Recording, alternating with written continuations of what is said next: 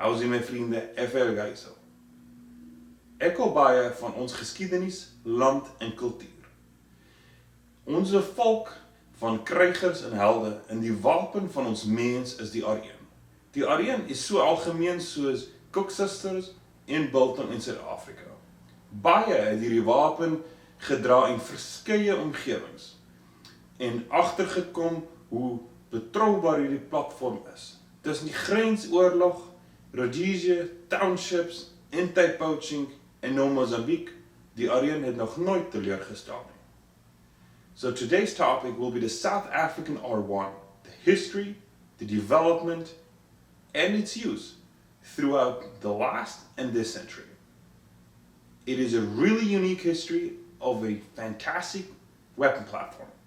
Before I begin, I just want to say that this is a non-political video. We're just going to talk about the firearm and the history of the firearm. Any political comment will be immediately deleted, as I do with every other video. So let's get started and have a look on why this platform is so cool and why it hits close to my heart.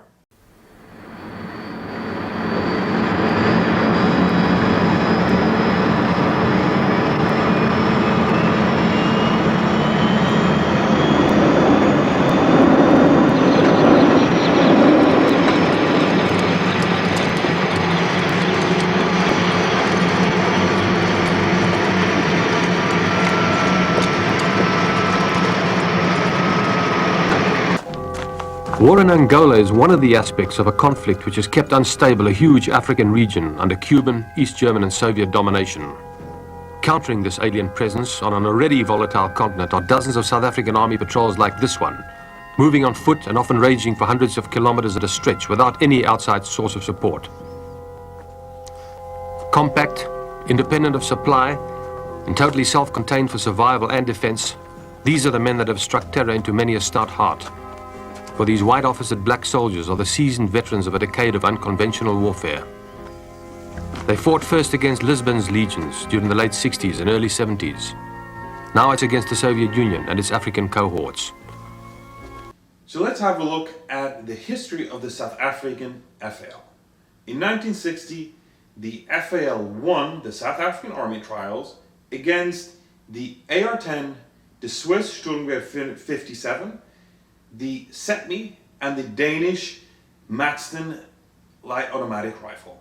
The G3 was not present in these trials. Then, an initial batch of 25,000 FAL rifles were ordered from Belgium.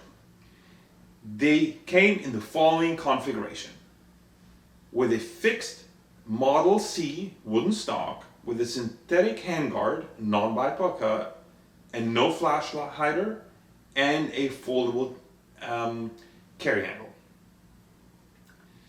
Furthermore, South African engineers were sent to Belgium to learn on how to run the machines, how to set them up properly, and how to manufacture these FALs either from parts or how to manufacture the parts to complete the rifles. Later on, in 1961, the South Africans started making their own FALs in South Africa. The first batch were just parts kits that were made in Belgium, sent to South Africa, assembled in South Africa. And over the next 2 years, the South Africans set up their own tooling and machinery to make these rifles themselves. On September 23rd, in 1964, the first South African made FAL was presented to Dr. Verwoerd, the President of the Republic of South Africa. Er is een indrukwekkende plechtigheid op Littleton wanneer de eerste minister Dr. Verwoerd teenwoordig is om de eerste automatische FN-geweer, wat volledig in Zuid-Afrika vervaardigd is, in ontvangst te nemen. Die nieuwe wapentuig wordt door meneer Fouché, minister van Verdediging, aan de premier oorhandig. A second version got delivered to South African police and defense forces with a new flash hider and a grenade gas plug that is so iconic to the South African R1s. All the old ones that were made in South Africa or were sent from Belgium without the flash hiders and the wooden stock got refurbished to the second version or the second generation. Later, The third series of R1s were introduced with a unique R1 upper receiver and a unique lower, black synthetic stock and handguard, and a vertical locking catch lever.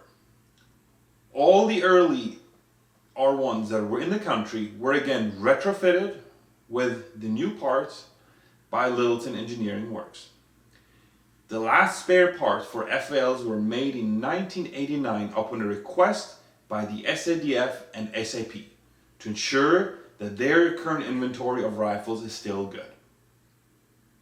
So, let's look at what makes the South African FALs so unique in terms of parts. So all early South African rifles had the crest stamped on the receivers. All the receivers are Type 1 receivers, except the para versions. On a later stage, the South Africans stopped engraving the crest onto the receivers. They also did a simpler magwell cut and are therefore very easily identifiable. As I mentioned earlier, they come with a synthetic handguard and stock nowadays, and with the very unique grenade sight. The R1 was replaced in 1978 with the R4 series of rifles. That includes the R4, R5, and R6. However, some specialized units, such as the 101 Bushman Battalion, the SAP Tokmach Kufut, and other smaller units, such as Iraqis, retained the R1 for special use or as their standard weapon. So let's look at the different R1 versions that were made over the years. So obviously we have the standard R1, as we talked about it before. Then for a brief period of time, an R1 FN FAL was imported from Belgium for use with the South African Defense Forces as a light machine gun. These FALs did not survive for long. They were quickly replaced with the FN Mag. The next one is a very unique R1 setup and was made in very small numbers, and that is the R1 Sniper. The first set was built in 1976-1977 to satisfy the need for sniper rifles. Approximately 110 units were made. They spotted in a machined aluminum dust cover in their second generation. The first one was just a regular dust cover. And they were mostly issued to South African Defense Force units as a designated marksmanship rifle. Please bear in mind, the South African Defense Forces never had official snipers. To my knowledge, they still don't have that. So please don't make that assumption that the R1 was a sniper rifle and got sent to dedicated sniper units. That is not the case. It was used as a designated marksmanship rifle in specific units. As I mentioned before, there were two generations of these R1 snipers. The first one, very basic, and the second one, then got upgraded with a better dust cover and with a Tesco WA 6x44 scope mounted on the dust cover. The last batch was refurbished in 1995 for use with the South African National Defense Force. The next rifle we're going to look at is the R1 Para. That was the last variant that got brought in from FN before the UN arms embargo kicked in. These R1 Paras were issued to Rekkies and Parabats. They were regular length FNs with a folding stock, and obviously the springs going underneath the dust cover, so they have a different receiver. They were still issued with the standard 2 to 600 meter sight, which makes them really unique. After the transition from the R1 to the R4, some of these ended up with Kufut, the SAP, and other specialized units.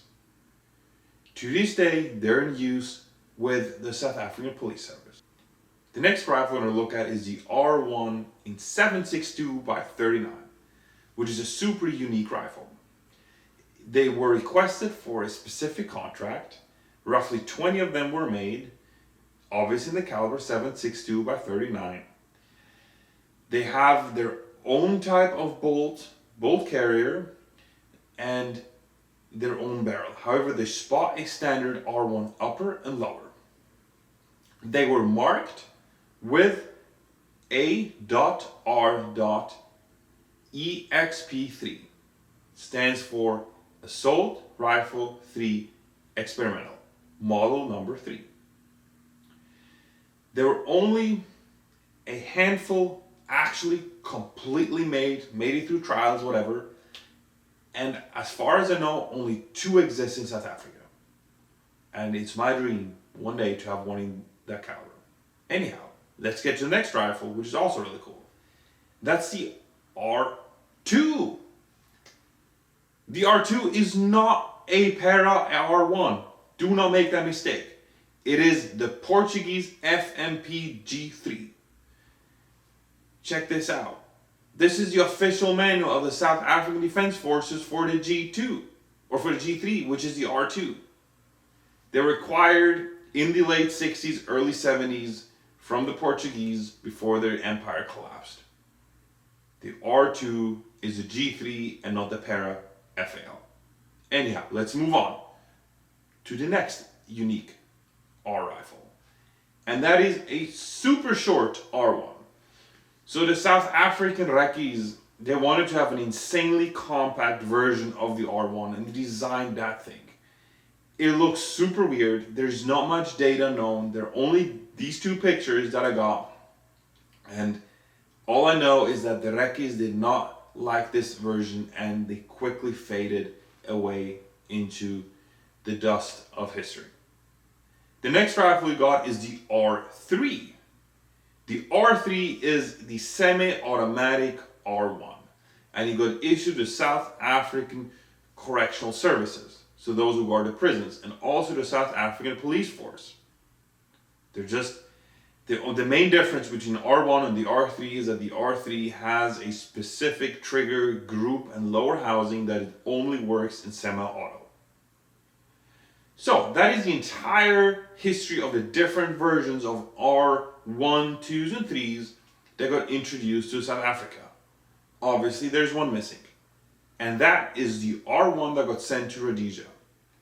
When Rhodesia declared independence from the UK, they got put under arms embargo by the UN, and they were unable to officially acquire new rifles for their military. So they were able to get R1 rifles from South Africa through backdoor channels. These R1 rifles are mostly sanitized. Some of the Rhodesian R1 rifles do have South African markings on it, just because there were so many sent up north from South Africa that just literally it slipped their minds to take the markings off. But most of them do not have any stampings on them. Every serial number got milled off or taken off the receiver, and if there was a crest, as we said earlier that the early FALs, the South Africans, had their crest on it, the crest got stamped out of the receiver. However, later Rhodesian R1s do not have the stamp out on the receivers because the later R1s that got sent out to Rhodesia did not have the crest in the first place. So another interesting part about the South African FAL is their magazines. The first couple magazines that got imported to South Africa were obviously from Belgium. However, they also started making their own magazines in South Africa. There's a small company called Rhodesian Works who made these FAL mags. And they have very unique markings on them. As you can see here, they spot the M in U marking for the Union Military of the South African Defense Force, the RC for the manufacturer, Rhodesian Works, and the date stamp. Later versions of these mags had only the date stamp on them. Another interesting fact about the South African FALs is that some of them got painted in their own South African Defense Force camo scheme. That is super unique, you won't see it much, and I think it's just another neat thing of their FAL history. Anyhow, let's continue. So let's have a look at who used these weapons. Number 1 was the South African Defense Forces. It was a primary issued weapon up until 1978, for certain units up until 1989. They used these weapons in various configurations as outlined before. These weapons have seen action in the Border War, in the Grensoorlog, up between Angola and Namibia, in the townships, in South Africa, and also in other countries where the South African Defence Forces operated, mainly Rhodesia. After 1994, the South African National Defence Forces took over the inventory of the R1 weapons, and they still use these rifles within their highly elite recce units.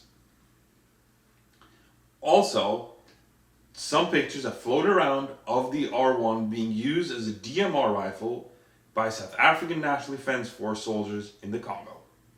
So the next area where the R1 was used was Rhodesia. As I outlined before, these rifles were sent up to Rhodesia because the Rhodesian government was unable to procure small arms due to the arms embargo.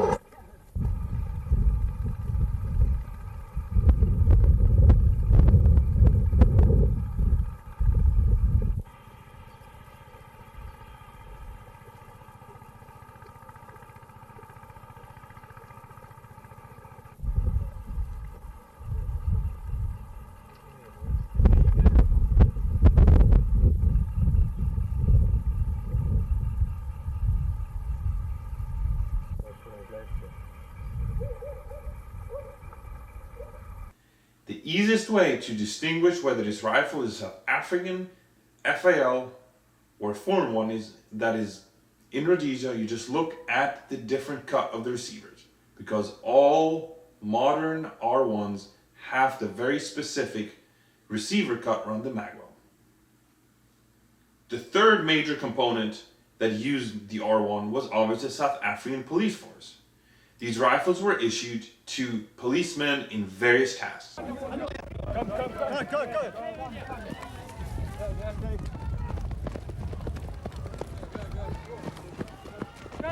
Where's the last man? And I'm going to take my small 7.62 R1 with. You know it, FN. And just going to load some armor-piercing bullets here to stop the vehicle with. You know, the armor-piercing got a little black tip. Okay, I think that is right there. I'll fill this one up. Oh yeah. All right, that seems like it's fine. I'm going to just take these two magazines with, and of course the old. Beat either Kufut at the border in Namibia, or the South African Police Force, or the South African Railway Police, or the South African Correctional Services. They all had the RC1 rifle in their inventory. Up until this day, the South African Police Force uses the R1. There's mostly the specialized units, but every once in a while, a regular South African Police Service policeman is seen with the R1 rifle. Apart from government users, there are civilians who still use the R1 weapon platform in various scenarios. So obviously we got the Sandpark Rangers who protect the Kruger National Park, and they are fielding the R1 in the para configuration, usually with a shorter barrel. Apart from the Sandpark Rangers, there are numerous other rangers and private security companies that run the R1 to this day in South Africa. They mostly use them in different configurations and slightly upgraded, but they still swear by this old weapon platform. And lastly, the R1 still enjoys a lot of popularity among civilian sport shooters in South Africa. Because believe it or not, in South Africa you can still own firearms and semi-automatic rifles. So this brings us to the last part. If you live in America or in South Africa or in other countries and you wonder how can you make your rifle look as cool as a South African rifle, I'm going to tell you it's going to be very hard to acquire all the parts. Obviously, as a rifle, you can always start out with either a genuine South African R1 that are every once in a while pop up for sale in South Africa, or the DS Arms rifle. But finding all the parts to make it either look like the early R1 that got assembled in South Africa with Belgian parts, or a later third version that has all South African parts is rather hard because these parts are not easily available. Sometimes you get lucky by using Gunbroker or FAL files here in the US and you might find the unique part. Otherwise, you're just stuck with what the market has to offer. So I'm really sorry, but these rifles were not made for a long time and they are just not that common anymore. So we come to the end of this first video on the development of the South African FAL. I hope you really enjoyed going back in time with me, looking at the old pictures or new pictures or video segments and getting into the history of the South African FAL. It is a topic really near and dear to my heart, not only because of my background, but because the South Africans have really used the weapon platform to the fullest extent for a long time, and still do with their specialized units fighting in Mozambique or in the DRC. So you might ask yourself, hey man, how'd you know all that stuff about the South African FAL? Well, I got some very nice people that helped me out with some info. Plus, I got this book on the Southern African firearms development. That's a great book, but super hard to get nowadays. If you get lucky and find one, go buy it, you will not regret it. There's a ton of information on South African firearms since the end of World War II. So thank you very much for watching this video. Like, comment, and subscribe. Don't comment anything racist or stupid, I'll delete it. And thanks again, I hope you have a great day, and until next time, cheers.